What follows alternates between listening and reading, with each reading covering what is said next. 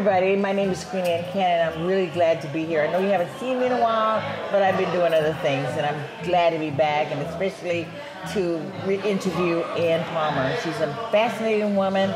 She's done a lot, and she's on her way to total greatness. So I'm really excited. So thank you for coming and being on the show. Oh, thank you so much, Queen Anne. It's really an honor to be here. Really? Yeah. So I'm fascinated about her life is fascinating. Just wait. So Ann's father, I want to start with your parents first. Yeah. Ann's father was one of the Tuskegee Airmen. And her mother was a gifted woman. And so, of course, are they still living? No, unfortunately, both of my parents have passed away. Oh, but, I feel so blessed to have been the daughter of not one, but two trailblazers. Exactly. That's really special. I was just fascinated just reading your autobiography. It was wonderful. Yeah. Her children are gifted, and so they come from she already has a legacy to live into, and a legacy she's leaving for her children. So good job. Thank you. So I was reading over, and I know that I have to mention this, that your father passed away just before the inauguration of Barack Obama. Actually, as one of the surviving Tuskegee Airmen at the time, my father was actually invited to be at the inauguration of the president. Oh. And so I actually showed up about 10 days prior to start getting him ready, and found him sort of slumped in a wheelchair. And unfortunately, he ended up in hospice and held on to life for the next 10 days. And in fact, he stopped breathing, Queen Anne, 6 times and started breathing again. Oh, yeah. And we kept saying, it's okay, But, the spirit is an interesting thing. We have this thing called our own will. Exactly. And so he held on to life. And on the morning of the first inauguration of the president, instead of being on the steps of the Capitol, he was laying in what turned out to be his deathbed. And I sat there holding his hand as we watched the formal ceremonies. Oh, he did get a chance to watch it. He saw those formal ceremonies. And then when the parade started, my mother came and sat with him. And when the last float in that parade passed before the White House, my father looked out the window at an American flag, looked at my mother, who he had been married to for 62 years. Oh, my God. And took his last breath. Is that right? And what a memory. What a memory. Amazing. And, the only thing I could imagine was that because those Tuskegee Airmen, fighter pilots from World War II, for those of you who may not know that, African-American fighter bomber escort pilots, it took 6 decades for them to get recognized for the contribution that they made to American history. Yeah. And so I guess that was his way of holding on to know that what they actually believed in and fought for had made a difference. It did. Yeah. And had come to fruition. It's like, this is what they wanted then, and now it's happened. So really, so you what have a more legacy. could you ask? We always ask ourselves sort of, why are we here? And we look back and say we want to leave some kind of legacy. Well, those men left an indelible footprint on for this everybody. planet for everybody. Exactly. Yeah. And for one to be your father is even a deeper legacy. Oh, absolutely. It's like absolutely. It calls you to go out there, and which is why you're here. Yes. To talk about your gifted trap. So I know she's done a lot of things. She's graduated, went to college, did workshops, seminars. She's a person who wants the inside come out. Everyone has a gift, right? Everyone does. Everyone. We're all and gifted out of in some that, way. it's like you say, proclaim your own greatness. Yes. And in that, you wrote this book as a result of it, or was this book the beginning of the journey? Well, no. This book actually came out of about 7 major life crises that I was going through all at the same time. And I found that I was able to manage a lot of emotional things that were coming up for me. And in fact, I realized that I'm no different than anybody else. We all wake up every morning, and there are 3 influencers that face us. both coming at us from inside of us and from outside of us. Now, I know you've probably eaten a peanut butter and jelly sandwich, haven't you? Yeah, I want to hear more about the peanut butter and jelly sandwich because that's fascinating in the bio. So these three influencers that I'm talking about that we face every day, I decided to trademark PB&J's, that, you know, that gooey sandwich that we all grew up on, you know. Well, PB&J's also stands for perceptions, beliefs, and judgments. And those... Which we all have. We all have them. Yeah. We all have them, and they come at us from inside of us, from when we're children and when we're growing up, and people label us, and they, you know, we have a tendency to judge people the minute they walk in the door in the first 3 seconds. Right, the first 30 seconds. And so, and then the beliefs that we have as a result of how we were brought up. So there are things that are coming at us from inside of us, and then society also imposes perceptions, beliefs, and judgments on us as well. So in your book, or the things that you do in terms of workshops, you identified that we all have these, right? Yes. And also, how do you translate into not being captive by them, not being at the mercy of them? Beautifully said. Yeah. So they either limit you or they empower you. Now, in the case of the Tuskegee Airmen, you know, they were perceived as not very capable of ever flying a plane. They were believed, in fact, not to be smart enough to fly a plane. And they were judged by the color of their skin instead of the content of their character. But instead of allowing that to limit them and hold them back, they actually used it as fuel to prove people wrong, to prove the world wrong, that they were smart enough to fly planes, that they did have the capacity to achieve greatness, and that it didn't matter the color of their skin. And in fact, they were so good that the bombers actually got to the point where they were asking and requesting for the Tuskegee Airmen escorts to be the ones to escort them because they never lost a bomber. Oh my God, that's so they were ordinary men, but they achieved extraordinary greatness because they chose to manage those PB&Js. And how do you translate that into how just an ordinary person as myself could then use my own limitations, my judgments to be the best I can be? Yeah. Well, you know, we have a choice. In life, there's really there's a choice to do something or a choice not to do something, okay?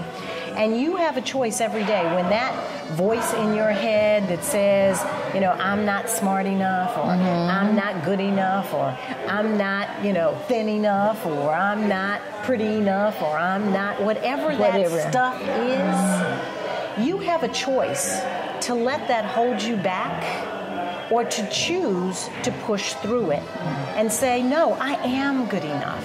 You know, I am. I can do anything I put my mind to.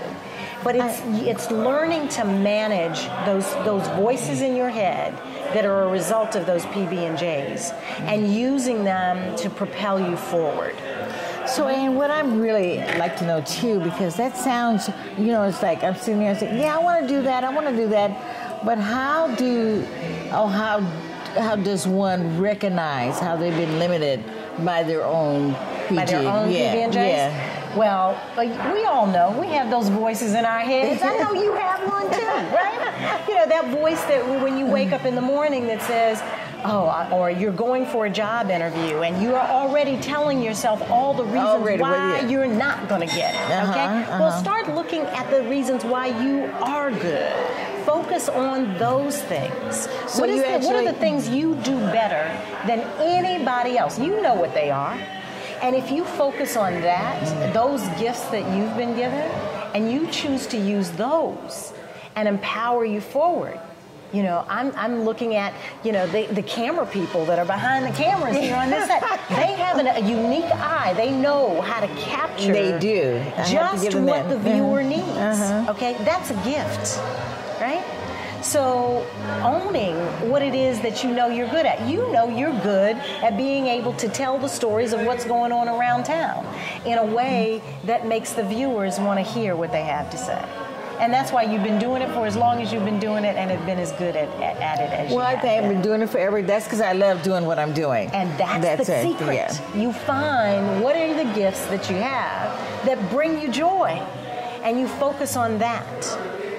Now, one thing I like the viewers to know is because, you know, of the age now, I've been through a lot of ups and downs. So I kind of like know what things I'm not going to do, but still be adventurous to try those things that I haven't tried before. Yeah. So for young people, I find that things happen to them and they think that this is not for them.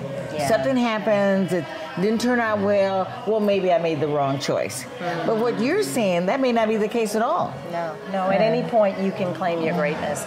You know, in fact, when I wrote the book, I actually interviewed 18 different people from all walks of life. Okay. And they shared a lot of their stories from, you know, athletes that were in the NFL and had a major injury that they were believed they would never be able to come back from. Mm-hmm. Well, that was a belief.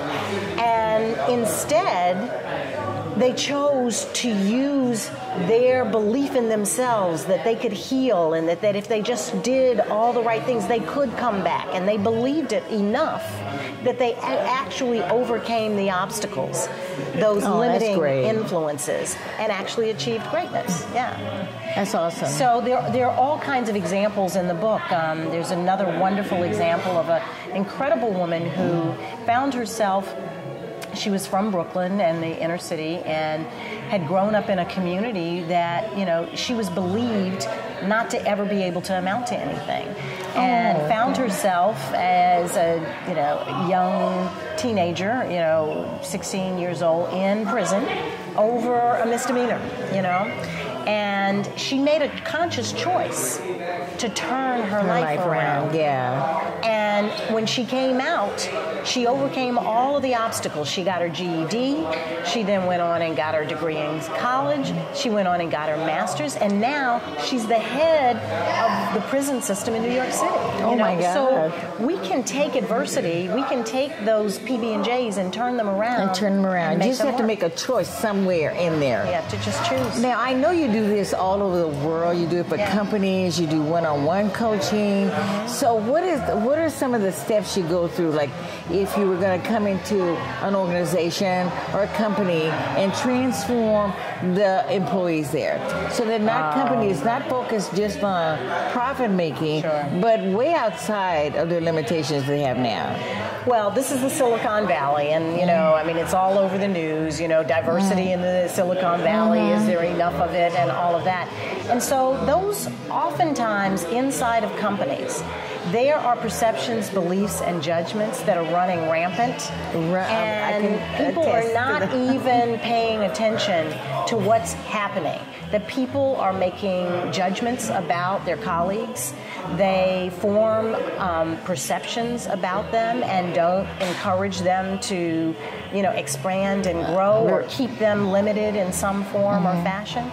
And so if we can I typically go into organizations and help them understand and actually shine a spotlight on the PB&Js that are taking place in their culture that are limiting the productivity of their workforce. Okay, so that means that people looking at this program, they can come from as an individual or head of a company and look at what's possible not only in their own personal life but in the life of their company. Absolutely. Where they put limitation and judgments to really stifle their growth, right? To stifle the growth and the profitability. So many companies are not being nearly as profitable as they are because they are not believing enough in their employees, they're not engaging enough with their employees, and all of that translates into greater profitability because the more engaged and the more empowered your employees are, the more profitable your organizations and your companies will be. So now, I'm getting down to a lot of detail. I know you may not want to go to this, but I'm hoping that people will look at this and start thinking about their own, you know, situation and say, how can it be better? Yeah. So if they called you, what are some of the questions you would ask them to see where they are with the transformation of their company. Okay. So if it's a company, it would depend on what it is that they are looking for. Oftentimes, companies call me and say, we know that we had an employee satisfaction survey done, and our employees don't seem to be engaged. They feel as though we're not doing enough to retain them, or their employee retention numbers are not very good because they've got a revolving door. So they know that something's wrong, and they want to know, how can I come in and help them assess exactly what's going on, and to what degree their perceptions, beliefs, and judgments, or their lack of awareness of what's going on is playing into their company's inability to retain good talent. Yeah. Okay? That's awesome. Now, it's also a matter of leadership development, okay? Because oftentimes we have in organizations, people are hired for one set of skills, and then they're promoted into a managerial capacity, and they're not given the leadership training and skills that they need to be able to really be successful. And so oftentimes I will come in and I'll help to assess what are the skill sets that person is strong in, and where are their weaknesses. And then finally, it may just boil down to something basic as communication. That's what I was. We're not talking usually and that's communicating, the case, right? yeah. It's not. Nobody and knows what to say or how to say it. Well, and we now live in this world where everything is, texting, and we've lost the art of public discourse and just communicating one-on-one with people. I often see people in cubicles next door to each other, and they'll text or send an email rather than just, pick up the phone or walk around the corner and have a conversation heart to heart and one-on-one. And we've got to get back to that human-to-human ability to connect with one another. That's great. Well, in terms of Greatness Gathering, we're here, and Ann is actually going to do a slight workshop today with the 100 Black Men and the Black Chamber of Commerce. Hopefully, a lot of people will be here. She's going to do a workshop. And so I want to talk about the workshop you're going to do. And it's going to be taped live. It's going to be available on her website. So you'll get to see some of the really logistics of how she does what she does. And it's a gift trap, emerge from gifted to greatness. Now, who does not want to be great? Okay, we all want to be great. Or what it means to claim your greatness. You hear that, it sounds like, what is my greatness? I want to be great, but how am I going to be great? So you actually go through processes. Well, one of the things, big questions that most people ask themselves, what am I here for? What is my purpose? What is my reason purpose? for Yes. being? Okay. And so one of the things that the whole emerge process that I take people through, that I coach and train, is to, number one, examine what is it that makes you unique? What is it that you are specifically designed for that you do better than anybody else? And how do you do this, if I'm so bold as to ask, without even having taken the course? Well, I had the honor of being trained in a body of work by someone from out here in the Bay Area, Tim Kelly, who is the founder of the True Purpose Institute. And there's a process that I take people through to help them excavate out what is your true purpose. And it usually, if you look back on your life, Queen Anne, you can see that there are common denominators to what you've been doing. So I take people through an exercise where we look at what are the 3 things in your life, or name 3 times in your life that you were just full of joy and felt like you were alive doing what you were doing. Okay. And when you look at those 3 and cite those 3, I know we talked a little bit ago, and you told me, you mentor young people, and you've been doing this show for nearly 30 years, and you are now helping people plan how to be ready for the inevitable. The 2 things we know: we're going to be born and we're going to die. And so we may as well prepare for it. And so the one common denominator in all of that is that you enjoy interacting with people.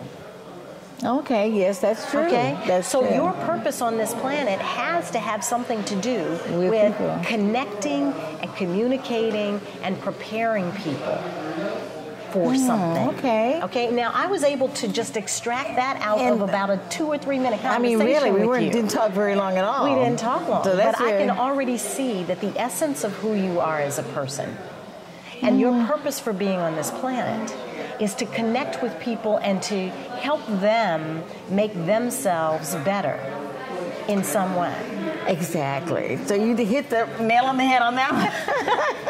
So It's can you my imagine gift, if okay? you were doing a course and you weren't quite sure about what your purpose is, just a few minutes, not even a whole course, with Ann would set you on a whole nother path. So I am just advocating that people Thank you. not only We love that. purchase this book, but if you get a chance, look her up on the website, right? Yes. And then you'll see part of the video that's going to happen today.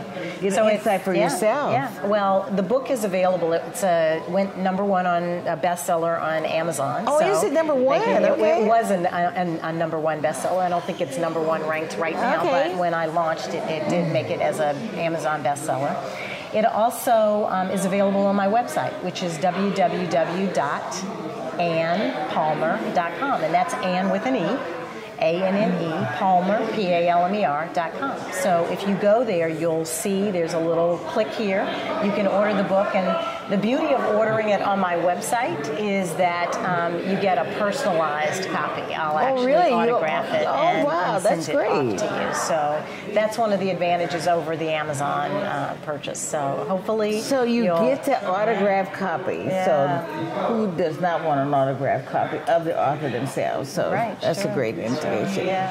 So, is there anything else before we go that you would like the audience to know about what you do? Because I'm just listening to you. I think you could say, you could probably talk for hours on that. We could. And, but I want people to get interested so they can purchase the book and then solicit you to come to their company Sure. or organization or group that you can make a huge difference in a large body of people. Thank you. Yeah.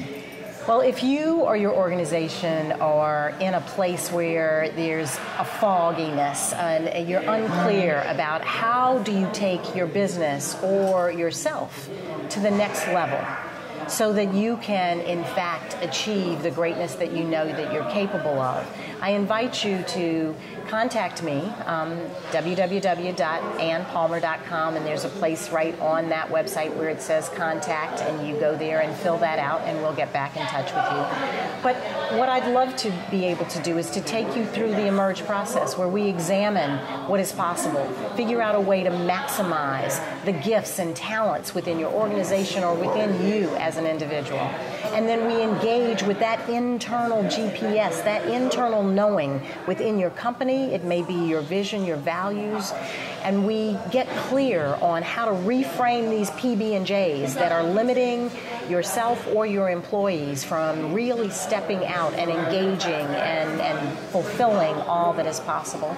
And with all of that, you gain a new level of clarity by which you can chart a course that allows you to emerge from where you are out of that fog into a clear level where you are performing at a higher level and you are producing more profitable results for yourself and for your organization. Awesome. So there is going to be a live workshop being taped from 6 to 8:30, right? Mm-hmm. And if you're fortunate enough to be watching, to get this video, you, even over the video, will be able to come to some sort of decisions about yourself, right? Well, if they are going to watch the video taping from tonight, there will be some insights that they can definitely take away. We're going to talk about tonight your legacy. How do you live a legacy? Not wait until you cross that finish line, but that you actually have it right now, you right? actually begin with that end in mind and live your way into it. So That's that what I at like. I whatever love point that. you cross, you know that you've been doing something to live into that legacy. How do you just lift the lid off of those limitations so that they are not holding you back, those PB&Js? You learn to manage them so that they don't manage you. And then finally, how do you just light up all of the possibilities and potential there is for you to step into your greatness. So, well, I don't want to leave. tune in. I don't want to leave the show without first. You know, she talked a little bit about her mom and dad, but I also want you to say something about your awesome children. You know, because they have stepped into the legacy of your mother and dad and you, and living an awesome life. So, just say a little bit about your son and your daughter. Well, you know, I think one of the most important jobs we ever do in life is to hopefully chart a pathway and launch our children in positive ways. And I'm blessed to have two that are really contributing members of society now. My son is a world-class athlete. He does Kona Ironman. He actually did the Kona Ironman. And he's a triathlete, and he trains women and athletes now to actually be the best that they can be, and in endurance sports, and just to have a clearer understanding of how they can be the best that they can be in all of their lives. And my daughter is on her way to becoming Dr. Kelsey Moss, and she will be getting her PhD from Princeton University. She was actually educated out here in the Bay Area at Stanford. Stanford, yeah. Stanford, grad Phi Beta Kappa, and then went on to Princeton, got her master's, and she's now on a track to get her doctorate from Princeton as well in theology and religion. So awesome. Well, I just want to congratulate you. You know, not only for your achievements, but for the life of your children. There's nothing more, you know, heartwarming than know that you set them onto a good path to make their own decisions and to be the best they can be. Well, we all hope that we are modeling what it means to own our gifts and be great. And so I'm blessed that my children are stepping into those footsteps that I had to step into as the daughter of trailblazers. But it doesn't matter. You don't have to be born into that kind of legacy. We all are gifted. And it's just a matter of taking time to get clear about what is it that's your unique gift, and own it and offer it to the world and make a difference and leave your lasting legacy. We all have a gift that we can leave a legacy for our loved ones. I love it. Absolutely. So thank you again for being part of A Peninsula View. Thank you. And I'm looking forward to the workshop. I'm actually going to purchase the book. Did you bring any tonight? Maybe you can. I did. I brought some copies tonight. So those people who are here at the workshop will have an opportunity to purchase that. I'll also be offering a special opportunity for them to do some deeper work with me. Okay, great. And so if you're interested in finding out how you could take advantage of that, go to www.annpalmer.com and simply ask about the Emerge and Be Great offering that we offered here at the Be Great Greatness Gathering in San Jose, and we'll see what we can do to make it available to you too. So, again, thank you very much for watching. And again, my name is Queen Ann Cannon, Peninsula View, and it's my honor and privilege to have interviewed Ann Palmer. Thank you. Thank you. It's a joy to be here.